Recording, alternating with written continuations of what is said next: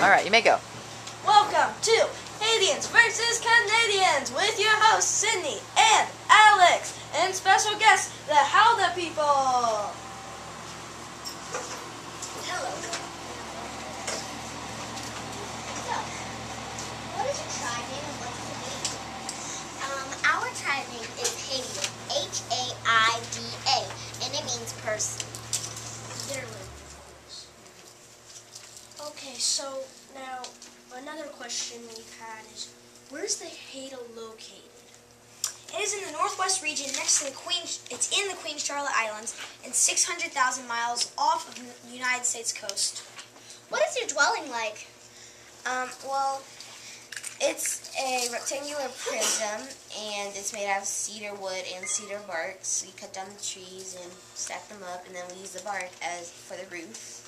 And it fits a lot of people because it can be 20 to 100 feet long, and so it's big.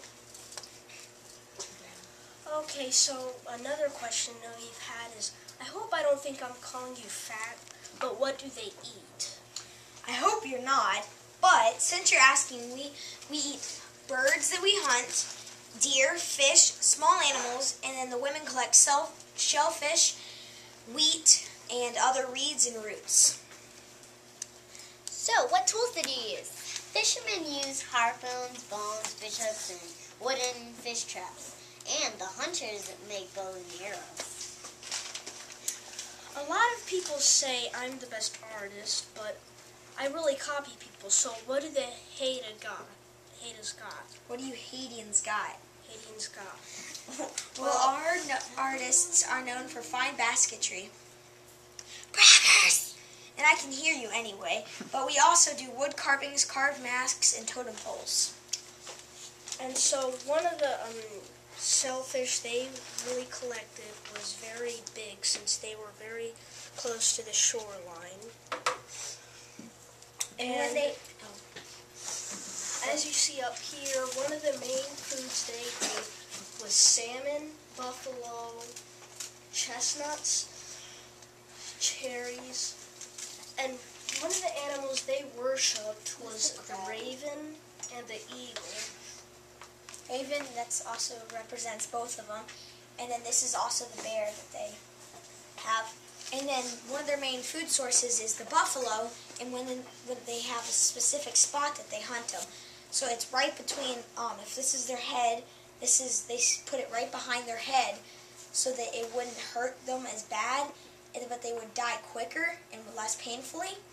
And then also they use the bones for tools, the meat for food, and they would also use the muscle strings to make bows string, and then they would also make fishing rods from it. They also had totem poles in front of the houses, which are called longhouses, and there's no space, it's just one word. And there's a lot of shells because they like to, when they ate clams, they would throw the shells into these big piles called middens, M-I-D-D-E-N, or S. And yeah, they also liked strawberries, and they told stories by the fire in the winter time when it was really cold.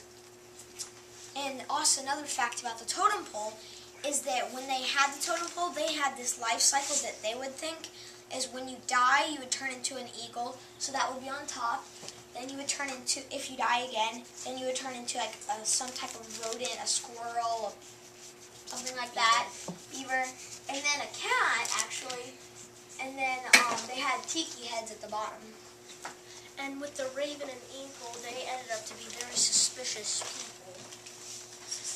And as you see up here, one tribe leader is still alive today. His name is Chief Footrove, is right now standing in front of his tribe. And then this is a white buffalo behind him. And that's a symbol of royalty and strength. Strength, yes.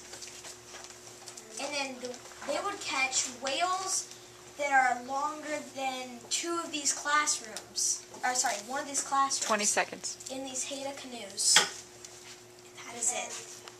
They also made very nice shell necklaces, as you see.